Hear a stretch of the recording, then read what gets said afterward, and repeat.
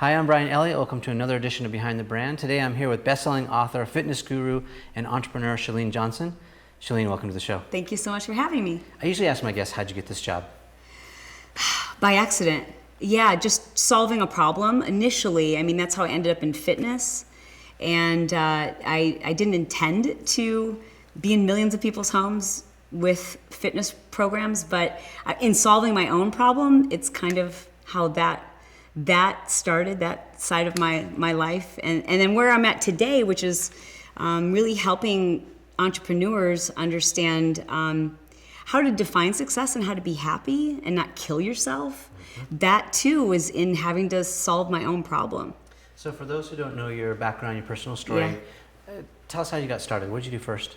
Well, I was working as a paralegal and thought I wanted to go to law school, and I was trying to get a job teaching classes for minimum wage after work, like just something for fun. And Side job, totally. Yeah. Something to do while my boyfriend at the time was playing football. And I couldn't get hired. And I thought, I know I could be good at this. I know I could. I just have to develop these skills. Wait, why couldn't you get hired? Because I sucked. I was like the worst. I couldn't hear the beat of the music. But I'm like, but I love doing this and I love people, so I know if I learn these skills, I'll be good at it. You had the passion. Yeah. But not the talent yet. Not the talent, that's for sure.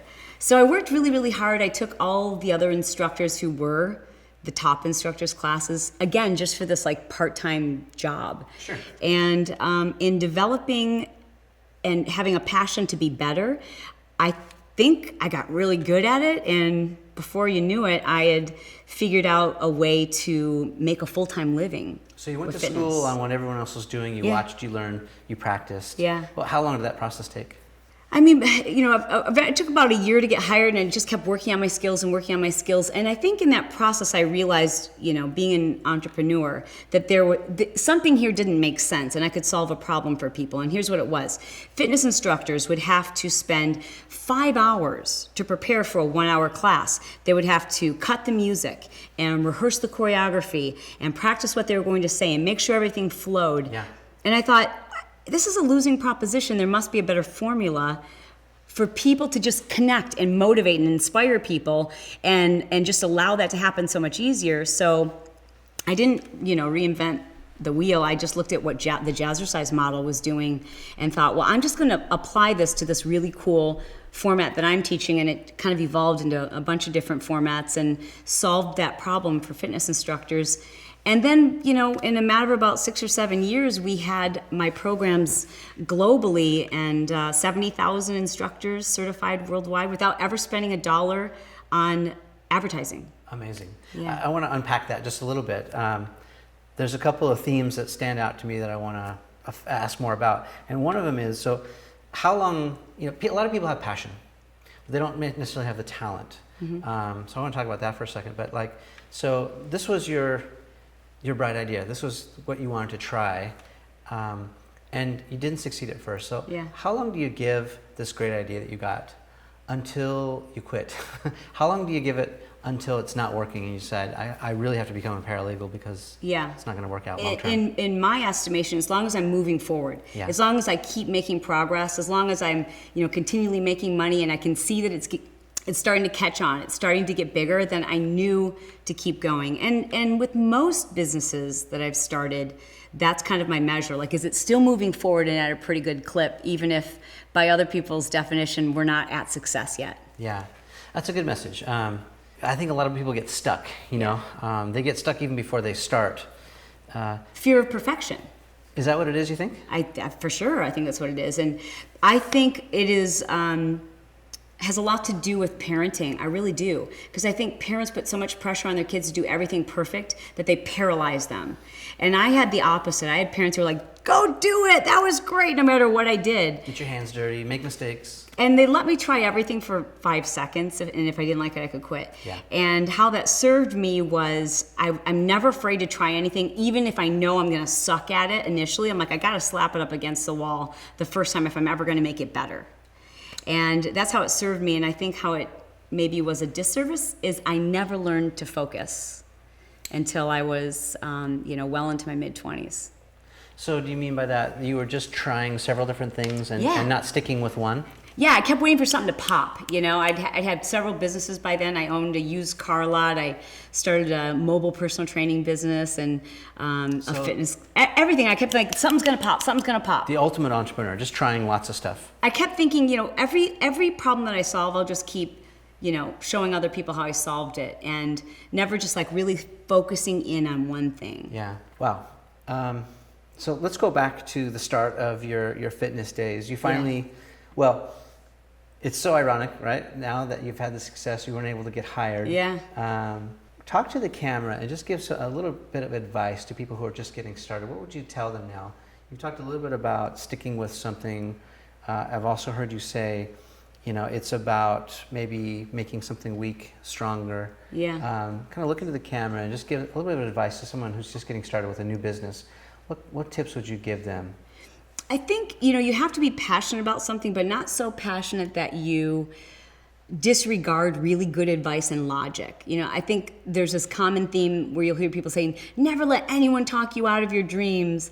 And I always think that you need people in your life who will talk logic to you and say, okay, maybe this doesn't make sense. And you still have to decide if it is in fact something you're so passionate about and you can get good at it. Like, does it make good sense? And why is it you want to pursue it? Because I think so many people pursue things simply because it's on their bucket list. And they're like, I'm not giving up. When if you're true to your passion, you can apply it to just about any business. And just about any industry. You have these core, strong, valuable strengths. And that's what you apply to whatever it is you're passionate about. And it doesn't matter what you're doing at the time. It works if you know that you're relying on your core strengths. So what do you think some of these key characteristics, traits of a successful entrepreneur are? You have to be in your customer's shoes. I think you have to be a member of your tribe. And, people say, well, what's next for you sometimes to me? I say, I don't know, but I'll be helping this person right here on my shoulder. Whatever I get through is what I'm going to help people with next. And that's very, very clear to me. How do you get there? So how do you know what they need or what they want? Because I'm in it. I'm in the middle of that struggle. Whatever that struggle is, I'm figuring out. And, sometimes I don't realize it until I'm through it, that I was in the midst of a heavy struggle. But I think that great entrepreneurs, they feel other people's pain and they recognize and identify with it, and they want to help other people feel less pain. Is it kind of like takes one to know one? Yes, it's a great phrase. Let me ask you this. Are entrepreneurs born, or is it something that we learn? Are they made somehow? Well, it certainly helps if you're born into a family that cultivates that spirit. I think that really, really helps. And it's one of the biggest struggles my husband and I had when we started working together. I grew up where my dad was an entrepreneur and had like 30 different businesses by the time I graduated from high school. And so risk was something I grew up with. And I learned how to make money and start businesses from the time I was very young. My husband's family grew up with, dad was a teacher, and mom's a stay-at-home mom, and you work towards your 401k, and you know when you're going to retire, and you know how much money you're going to make each week, and that's how you provide security for your family. Yep. And so it's breaking loose or free and feeling like, but there might be more, and taking that risk. You think everyone has the potential to be an entrepreneur? It's a good question. I think everyone has the potential. I don't think everyone has the courage. Yeah. Yeah. I'm with you, and I also think, this is my personal opinion, that not everyone has the chops, or maybe more appropriately, the guts. Because when you're an entrepreneur, this is where it gets you, right? Yeah. The uncertainty of it all, the fear, the ups and downs, the struggle. It can literally eat you alive, right? If you're not in that mindset, or if you don't have that in your DNA. Yeah. For me, the jury's still out. I don't know if it's nature, nurture, or how it works, but I think it's a little of both. And you also certainly see people who, when you're an entrepreneur, especially for solopreneurs, there is no like employee of the month that you're going to get. There is no like award show where you get up to accept your trophy. Yeah. So if you really need external recognition, which isn't a bad thing. Thank God people do. Thank God I've got people who are employees. I wouldn't be able to live the life and have the things that I enjoy doing if there weren't like a great team who was around me helping me do these things. But there are those of us who we don't, it comes from inside, our recognition, our sense that we're doing the right thing. I don't need somebody else to tell me I am. I know I am. Yeah. So what are some of those success metrics? Like, you talked earlier about getting traction or, feeling like you're at a decent clip, but talk about some more of how you define success. What is success to Chalene Johnson? Well, success for me today and success for me like 5 years ago are completely different.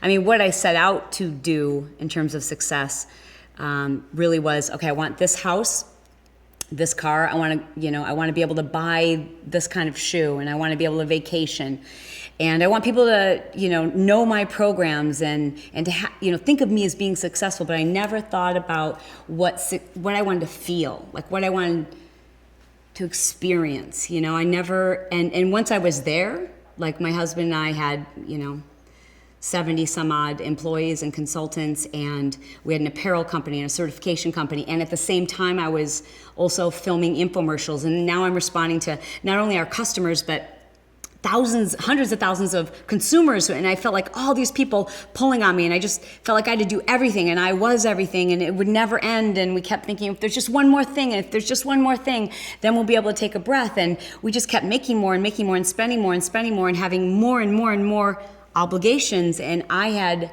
no breath. I just chasing your shadow. It was I know that sounds weird to say, like you had it all and that was your rock bottom, but that really was. I just nothing is more important to me than being a mom, and nothing is more important to me than my husband and my family. And I was doing all of this from home and pretending that I was with them, but I wasn't there. And I just, I got back in touch with my faith and really thought, like, what do I want to feel? Because I'm not feeling it. And it doesn't have anything to do with money. I need a different definition of success. And I want to be able to breathe. And I want to be able to sit and watch a movie. And I want to have a conversation with my kids and actually hear what they say. And not have them test me and go, did you hear what I said, Mom? Yes, I did. But I was elsewhere, And so we just made a really drastic decision to change it. What did you do? Did you cut back? I cried. Yeah. I think entrepreneurs do that. We go and we're like, I'm invincible. I don't need sleep. I'll just go and go and go. And I'll sleep when I'm dead. And I just kept doing that to myself, and I kept thinking it was going to get better, and I just kept feeling sorry for myself. Like, I'm doing it all. And even though my husband was working with me, I would still I would take everybody's projects away from them and do them myself. And we were on a run together, and I don't know if do you run? I do run. Have you ever gotten emotional on a run? Yeah, like you talking about other things going on in your life, or just like that runner's high? No, like a sad moment, thought of someone who's passed away. Oh yeah, definitely. Well, it's the craziest thing. Like, you literally feel like there's no oxygen. And Brett and I were on a run together, and we were on Marguerite Parkway. And I just remember it so well. It's just like we were running, and I was crying. It's like, I can't do this, but yet I had done it. Yeah. And I know he felt very helpless. Like, I don't know how to help you. You're addicted to work. You can't stop. And I just said, when we get back from this run, we're taking out a piece of paper, and I don't care if we live in a cardboard box. I need to be present, and I can't keep going. And we went home, and we did exactly that. I reverse engineered the disassembling of the prison I had, the very luxurious prison I had created, and we figured out how we were going to put other people in front, how we were going to rework our business so that we could sell it, because at that point it was just me. And you can't sell me, so we had to sell a brand. Yeah. And we said, what won't we ever do again? What do we hate? What do we love? What do we want our day to look like? And we wrote out this plan, this crazy, ridiculous, outlandish. I just thought it was the most ridiculous thing ever, that if we were within even 10% of that, I would have felt like we won. And it was ridiculous. And I talked about, I want to take 8 weeks vacation. I want to spend a month snowboarding. And I don't want to have to look at emails. And I don't want to have to look at my phone. And I don't want to have to take care of people. And I want to wake up when I want to wake up. And I might want to work out for 2 hours. And I might not want to. And I might want to do headstands. And I just knew everything I wanted it to be and everything I didn't want it to be. And then we figured out, how do we do this? Wow. So now then tell me what success feels like. Oh God, it's hard. Everything's different. Confidence, like it's just a knowing you're doing the right thing. It's I hate to get emotional, but it's a happy emotion because it's everything. It's just knowing you can always say no when you probably should to most things, and knowing that you're just doing the right thing for the right people. You're doing things that matter, and when people are mad at you, who cares? Like, I don't care. I don't care if I've upset you. Like today, knowing I was going to spend time with you, I had promised a good friend that I would do an interview with them earlier in the morning. I thought, I don't want to do that because I won't be present. When you arrived at my home, I wanted to talk to you.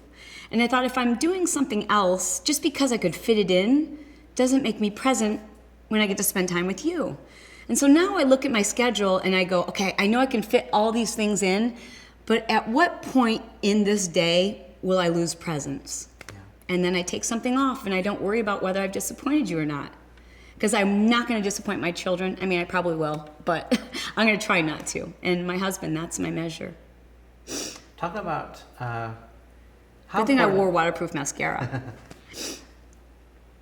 Talk about being a mom and how to, well, let's talk a little bit about life balance, because I know a lot of people struggle with this. I do, moms and dads, and it's a tough thing. Yeah. You feel like if you don't pay attention 100% in one area, another area starts falling apart. How do you juggle that? Yeah. What advice can you give to moms and dads? It's a challenge. Yeah. It's a real challenge because my intrinsic value comes from work. I mean, I know intrinsically that I'm drawn to do that because it makes me feel more valuable, but it doesn't make my kids feel more valuable that they don't know how much is in the bank. Right. It doesn't matter to them, and I struggle with it every day. So once I hit that rock bottom, I had to put in place systems of accountability and layers, safety nets, and give my husband permission because he knows when I'm like, oh, this is a great idea, we should do it. And then he'll go, okay, let's just press it against our priority statement. And if it fits, you're right. But usually it doesn't. But I just don't think there's anything more important. I know that I have such confidence and happiness because of the way my parents were with me. Yeah. And I want to give that to my kids. And they were so present, and I just know I have got to keep myself accountable because there's nothing more important than raising two people who are kind to other people, who are self-sufficient, who can make decisions on their own, and who are making the world a better place. Well said. Let's change directions a little bit. Let's talk about your tribe, your community, your people.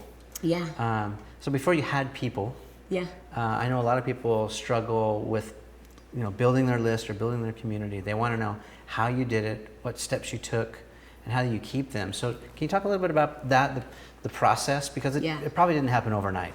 No, but I think that people who have a strong sense of tribe and community, they're really, you have to start with 2, you start with 3. And if you're always keeping your integrity and you're honest with people and you lead with what's best for others, you just can't go wrong. But that's all that you have is your integrity and your trust. So I've always just tried to give people as much as possible from my own challenges and saying, hey, no matter what it is, you should buy these hangers because your shirts won't fall off of them. You should use this blender because it's made my life that much easier. And if you're always serving people without the intention of serving yourself, just random strangers, and that tends to attract a tribe because people are looking for someone who will just show them the way and that they can trust. Right. And the worst feeling of all is when you trust someone and then you introduce them to your tribe and then you find out they're not who you thought they were. That's the worst feeling. Yeah. That's it, right? I mean, trust and attention are the 2 most difficult things to earn these days. They become very, very valuable assets. A lot of people have said before me that this is the connection economy. But trust and attention are also the 2 things that are easiest to lose. Yeah. And you lose them fast. Yeah. Yeah. I feel a real sense of obligation because my tribe, I used to have this event called Do More, Camp Do More. And it was when I was in that mindset, do more, do more, do more. And it was like my mantra. And I'm really trying to undo that with people now, because I think I want to champion a movement where people understand that, especially for entrepreneurs, it just doesn't matter if in your wake you've left kids who don't know who you are and divorce. It just, what's the point? Not worth it. It's not worth it. Yeah. And it's a shift. You have to understand how to do that and still feel valuable and still provide and still serve. But at some point, it has to be enough, you know? And I had to come back to my tribe and say, and just honestly tell them, like, what I did nearly destroyed me, and it was hard on my family, and I don't want you to do it, and there's no more Camp Do More. Now let's have Camp Do Less, and let's go on the beach and drink margaritas. But we just can't keep doing more. Talk about maybe your relationship with Brett and how you guys navigated those waters, because you've just told us sort of a lot and not given us some of the context or background. Yeah. So how did you guys get through it? How is his personality different than yours? It sounds like you guys are co-running the business. Yes. Talk about that dynamic. I think it's challenging for anyone to have a partner, whether you're married to them or just someone who's a business partner. It's challenging because you have your ideas and they have theirs. And there's always that, well, I'm working harder than my partner, or what my role is more important. Who's in charge? Who's in charge? Who's the boss here? Yeah. So when he first left his job to work at our business, there were a lot of transitional moments, we shall call them. Mm-hmm. Like, I was already in the habit of saying, well, if you'll do this for my business. And he's like, it's our business. And we are very much in the way most partners are. We have opposite strengths. I mean, we're so alike, but we have opposite strengths. Yeah. And that, in my mind, makes for the best partnership. Because where I am weak, even from a business standpoint, he's strong. Yep. I hate numbers. I never look at whether this is going to be profitable or not. I'm like, I just want to do it. Sounds great. Yeah, let's get everybody a car. Or you feel it. Yeah, I feel it. And he's just more logical and practical and analytical and great at the operations side of it. We just had to figure out a way. And people will probably shoot holes in this or have a problem with what I'm about to say, but I just think that we, as humans, like, the guy wants to provide and protect. It's like in our nature, you know, he wants to go out and kill and bring food home for the family. And so that was probably the toughest transition, because there was a shift in power when that started to happen. Yeah. And it's one of the things that we're most passionate about, helping other entrepreneurs, where at least if one of them's an entrepreneur, there's often this like dichotomy where you've got to figure out how to first make this work between us. Yep. Before we can figure out how to make the business run. Like, figure out how to make the two of you run first, and the business will fall into place. That is great advice. Thanks. That is really great advice. Yeah. Yeah, I agree. It's sort of an inside-out operation, right? Has to be. And at the bottom of it, like, if you take nothing away from it, if you just wake up every single day, and this is what we do, and say, how can I make my partner feel like the center of the universe and most important?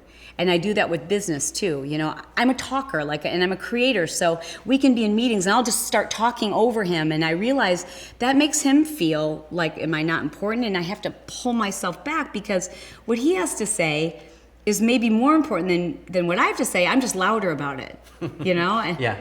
So you're probably classic extrovert, he's classic introvert, something like that. Yeah, definitely.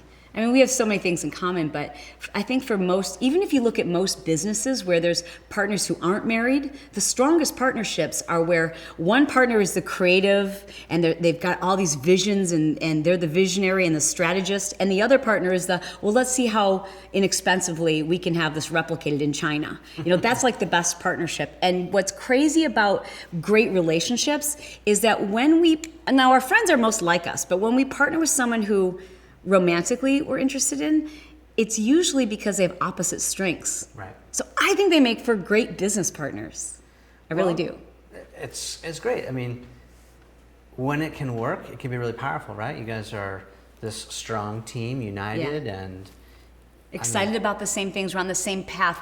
We talk about the same people. We both want the same things to happen. We both kind of have to map out all of our extra stuff, like, according to the same calendar. So it really works for us.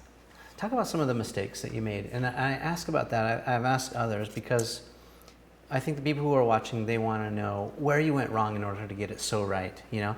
And it's true, they say you can't have success without failure. That, Yeah. Failure is not an option is really an inaccurate statement, right? Yeah. They go hand in hand. So give us some, hindsight here. Tell us some of the missteps you made, business-wise or Yeah. relationship-wise. Well, I'll start with business because I think it's just the norm that people feel like if I can figure it out, and I'm an entrepreneur, if I can figure out how to do it, then I should do it because it'll save me money. And especially, with my background, having grown up in a house where my dad was an entrepreneur, so he did everything. I remember him cutting out little pictures and pasting them on a page for a newspaper ad, and he would be there sweeping up the floor. And I just remember when I would work for him in whatever business it was, that I got, pat on the head when he would say, "Look, there's always something to do. Never stand around. Pick up a broom, Yeah. do something." And I remember that from a very young age and being recognized and rewarded for that in everything I ever did. But it carried on and beyond. And so I couldn't stop thinking to myself, there's always something to do. And if I want a pat on the back, I must do more. And I had to learn that in where we are today, you can't and you shouldn't do that because of outsourcing, because of Elance, because there's so many people. The biggest mistakes I made in the beginning is I thought it's going to take me longer to explain to someone else how to do this, so I will do it myself. And eventually, you can't do the things that you are supposed to do yourself. It doesn't scale, right? Doesn't scale. Yeah. So where you mentioned Elance and some of the other places, where would you suggest people go to find the great team? You talked about how great your team is, and you love being around these people. But how do you find a great team? Just look for. I've never looked for skill. I've just looked for people who I know have the qualities that matter most to me. They do right. They're good people. Yeah. And they don't brag about all the things they do. They're just really good people, and you find out about it later. And they've got a good heart, and they've got.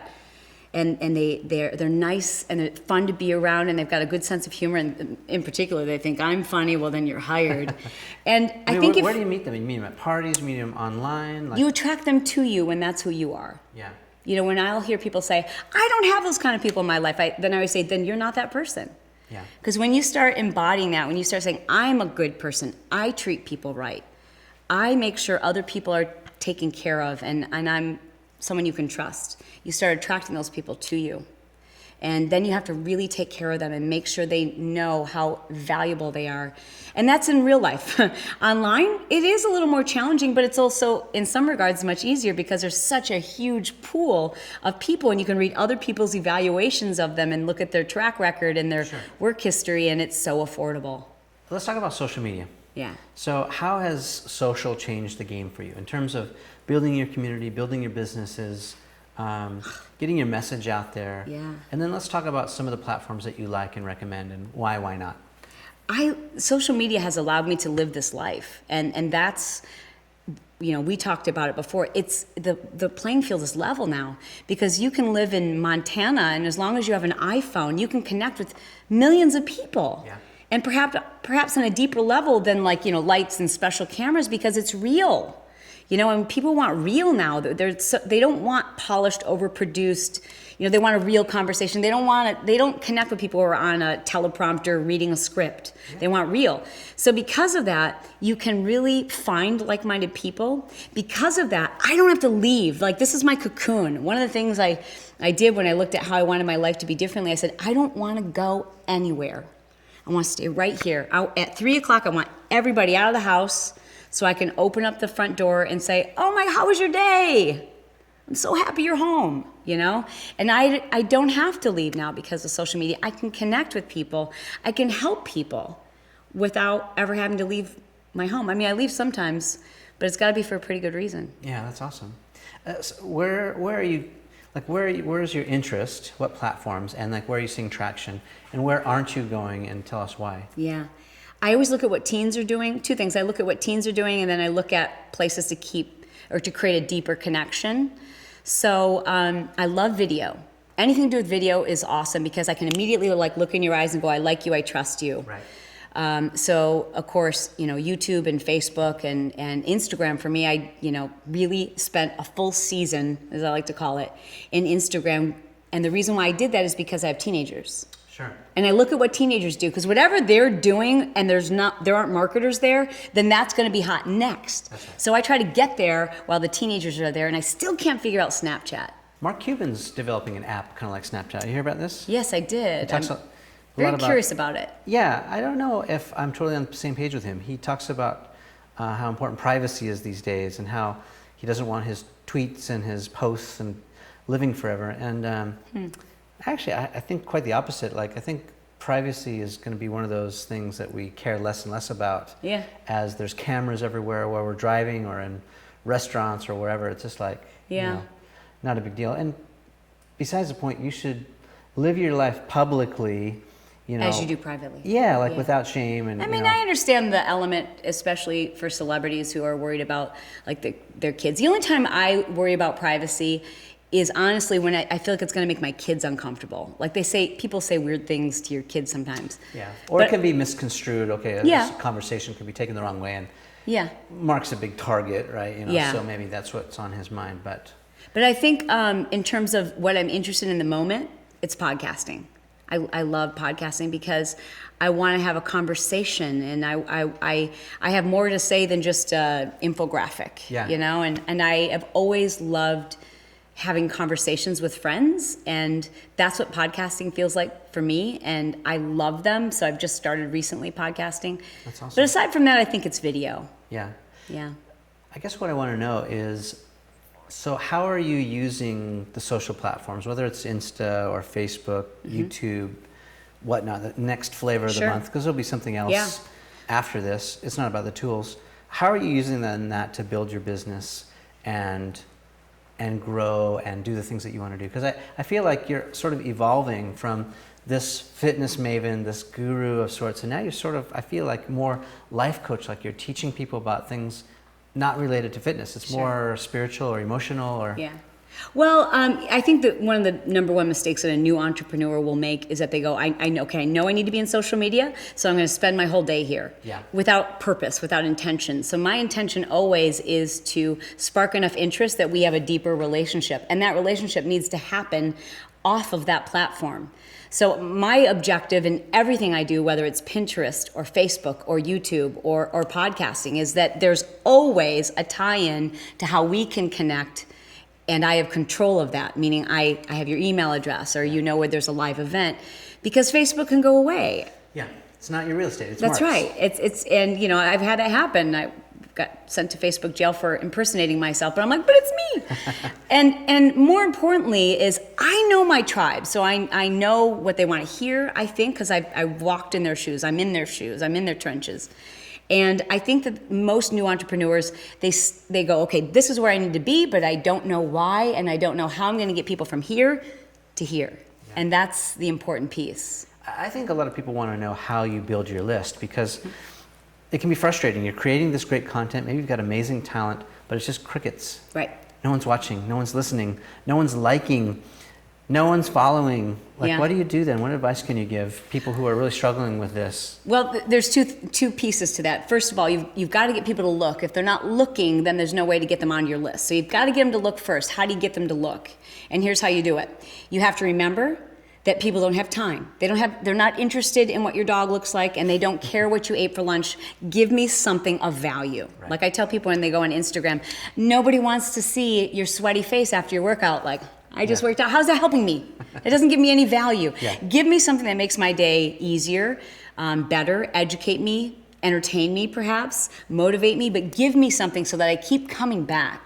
Because people will keep coming back when there's a reason to come back. Yeah. And then people start to build the tribe for you. The best thing you can do is when people say, you gotta follow this guy. You gotta watch this guy's videos. They're amazing.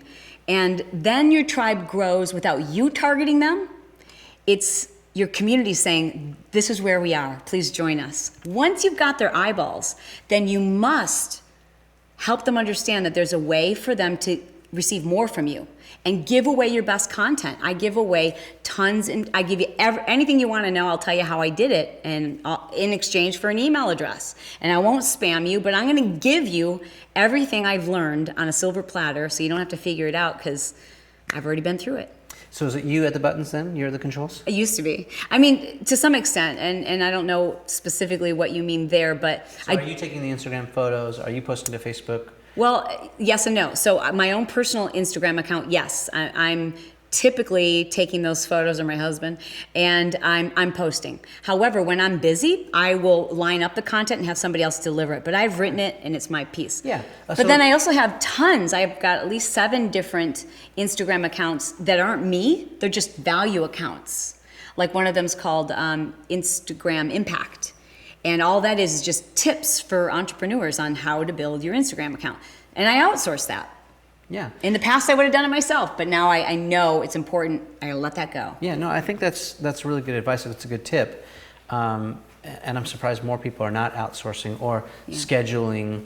Automation is good as long as it doesn't become impersonal or robotic. But talk about some of those tools, maybe for people who don't know some of the tools that you're using, because they might want to use them. What are you using to do that? It depends. They change all the time. So, for What do you like example, right with Facebook, I was using Hootsuite, but then recently I've been watching my numbers and realizing that if I schedule something, it's not getting the same impact as if I post it live. And even when I schedule it sometimes within Facebook, and that's as of right now, the moment we're filming this, of course, the algorithms will change tomorrow.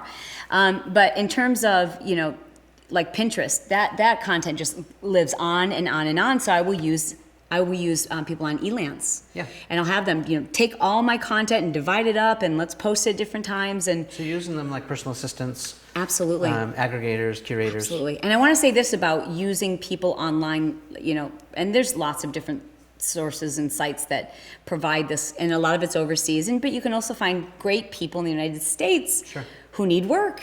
And it's just like anything. It's like dating. You're going to go through a few people until you find the right fit, but don't give up and just keep saying, well, I'll just take it back and do it myself. Yeah. Because you'll end up on empty. Yeah.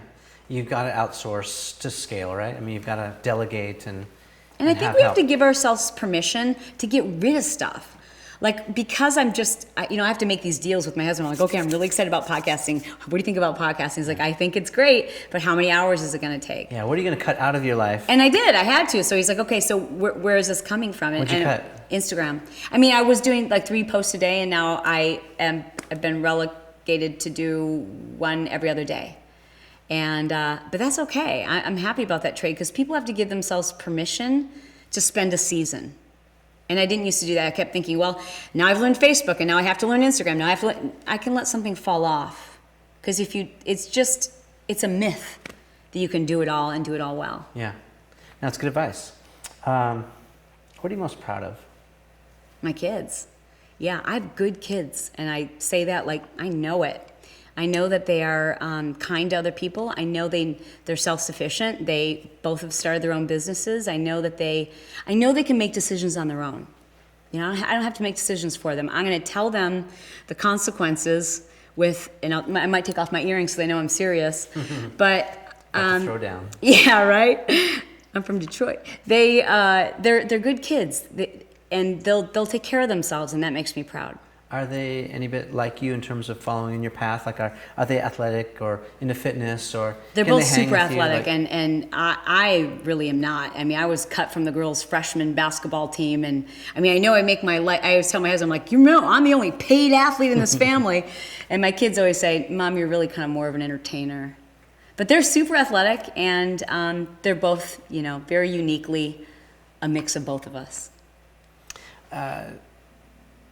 What's the hardest thing you've ever done? I hate firing people. That's one of the hardest things I've ever done. Gosh, that's such a good question. It's funny that the things that are the hardest, they're only hard until the anticipation of it is painful. And then once you do it, you go, that wasn't so bad. I'd say that would be my answer. Like, it was really hard to tell our employees that we were selling the business, because they were my family. And I loved them, but I loved them too much. I was taking it home with me. I couldn't leave because they were there. I couldn't stop thinking about them. And we had so many people we were responsible for that I know I was thinking about their family sometimes into the evening and not my own.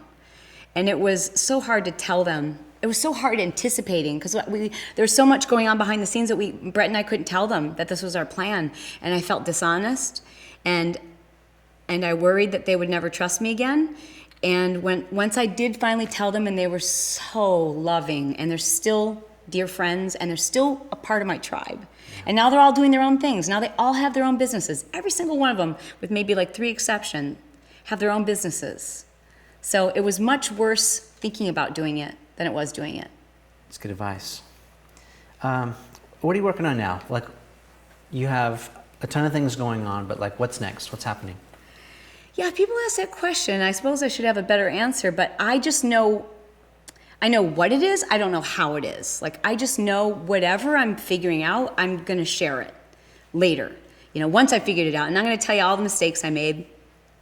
And I don't know exactly where that will be, but I just know who I'm going to take care of. And they're just like right here, right behind me, a step behind, and we're friends. And whatever it is I'm going through, who I look to a lot, I think about, is like Suzanne Summers.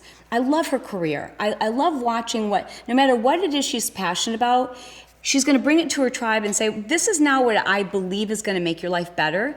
And it might have nothing to do with where you met me, but I'm just going to keep sharing. This is the new me. Yeah.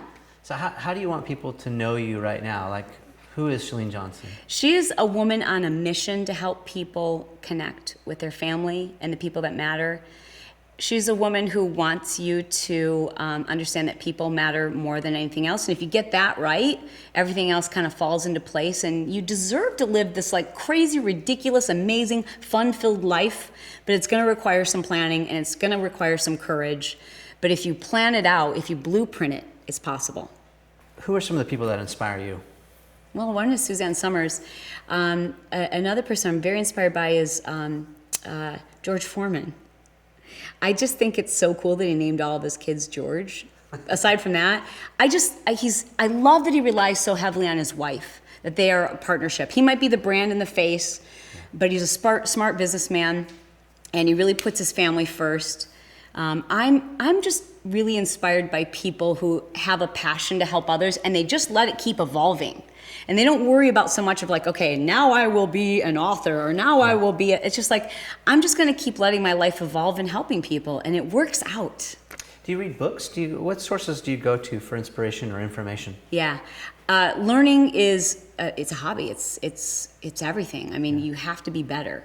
So I am a big fan of podcasts. I'm a big fan of, YouTubes, like where I can actually learn something and be better, not just watch kittens rolling around. Mm-hmm. I mean, I like that stuff too.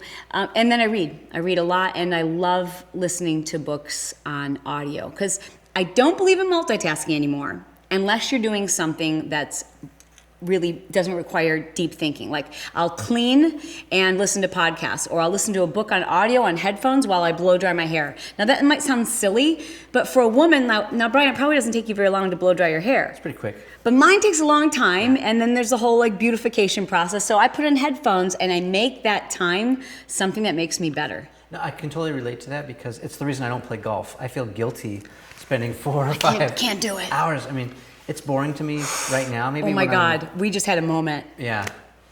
And we've just offended a lot of golfers. But I do feel guilty. Like, do you? Wasting the time. Oh, golfing, yeah, totally. Yeah, I can't do it. So I have to do something while I'm doing something else. I wonder if you could golf and listen to books on tape. We could try that. Learn a foreign language, or, save children. I think you're supposed to concentrate, though. Like that, yeah. Okay, so this is great. I love this stuff. Have we covered all the ground we want to cover? Is there an area we haven't gone yet that we want to go? Anywhere you want. Because I feel like we've got it. Yeah, but I do too. That's kind of the message is just that even if it's something you're not very good at, if you know you have within you that core quality, like for example, when it was teaching, I knew I wasn't good at putting the choreography together with the music, but I felt like anyone can learn that. And the piece that was my core quality is I know how to make people feel noticed and special. And I want to uplift people. And that is the core quality of being a great fitness professional. And so no matter what it is, if you look at what is the just one core quality, if you suck at the other ones, every skill can be improved. But if you have the core quality, then you can find passion in whatever you're doing. So what do you think blocks people the most? We talked a little bit about fear, how it paralyzes you, but like fear of what? Because one of the books I've read lately that I absolutely love is Brene Brown's book, Daring Greatly. Yes. She talks a lot about shame. Yeah. And how the voices either in our own head or from the voices of friends and family who say, Right. what gives you the right to start a business like that? You've never done anything like that before. Right. How dare you do such and such? What do you think those obstacles are for some of these entrepreneurs that have the passion, they have the desire, but they never get started? Do you want my honest truth? Is I think parents are messing up their kids. I think that voice starts in your head from a parent who says it wasn't good enough. You need to study more. You can't get a B. That wasn't, how dare you not keep running and give up? And I think that voice starts, and we forget because sometimes we just say things that are really in our own heads, but it's just debilitating to do that to children, and they carry it into their adult lives. Yeah. And then they don't believe in themselves. And it's not the adult that doesn't believe in themselves. It's the adult who still believes the voices they heard as a child. Yeah. And I've worked with thousands of entrepreneurs, and the first thing that we'll do before they can start coaching with us, I won't bring you on, I won't accept your application until you go get therapy, because I can't fix that. Yeah. And so it's a prerequisite for anyone that we coach. You've got to go get therapy first, because I can't remove that. All the techniques, everything I can share with you won't remove that voice. And it's that voice that many people are able to remove just by white knuckling it and just having enough evidence, as I call it. Yeah. So by evidence, here's what I mean. In your brain, you think, well, I'll give you an example. The first time I did an exercise video, I thought, I know this format works, and I know people love it. But in my head, I heard, but you don't look like a fitness professional, and you're not lean enough, you're not tall enough, you're not whatever enough, you don't have big enough muscles, so you shouldn't be in a video. It's always not enough. Not whatever enough. it is. Yep. Yeah. There's someone better. And so I didn't put myself in those videos because I assumed other people would judge me. Right. And it happened once by accident because the talent wasn't available and I had to be in the video, and then people connected.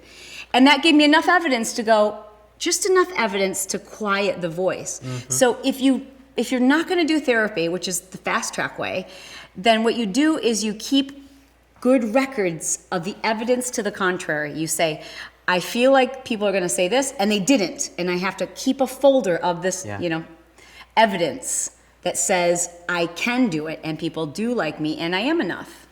I love that. Brene Brown uses that exact statement. She says, it's all about being enough. Steve Pressfield calls it the resistance. Seth Godin would call it the lizard brain, all of these, natural instincts of survival, not sticking your neck out, for fear that it will get knocked or whatnot. It's the little boy or the little girl in the corner. Yeah. They're afraid they're going to get in trouble. Yeah. They're afraid that I'm going to make mom or dad unhappy. And that's where that, logically we know we should be doing certain things, but we just feel like if it's not perfect, I don't want to do it because I don't want to be sent to the corner. I agree with that. And I think it extends to our neighborhoods and where we work too, because, look at the entertainment industry, right? Not everyone's super thrilled that YouTube is crushing right now. Right. Right? People in traditional Hollywood are sort of thumbing their noses at, up and coming YouTube stars. Why? Yeah. I mean, are they jealous? Or they feel like that's going to detract or water down what they've, the establishment? But that's the way it works, right? The establishment will. Well, that's the trend. I think that's what's really exciting for anyone who's watching is the trend is more towards an honest, transparent, not overly produced, just like who you are is what's working. And like you look, for example, on podcasting last week, I looked all of a sudden, I'm like, who are these people who suddenly knocked off the giants? And they were both two YouTubers. And I thought, well, this show is going to be amazing. And I downloaded, I'm trying to think of his name. Psychobabble is the name of the podcast, and it's Trevor something, or Tyler Oakley. Yeah, Tyler Oakley. Yeah, and I didn't know who he was. I downloaded the podcast. I'm like, this is just two friends giggling and laughing, but it's real. Yeah. And that's what people want. They want real. And that's why, big established giant companies, you're now on a level playing field if you can be authentically who you are. Be you times two. I love it. All right, we've been spending a few minutes with entrepreneur, best-selling author, and amazing individual, Chalene Johnson. Chalene, thanks for being on the show. Thank you so much for having me. It's been an honor.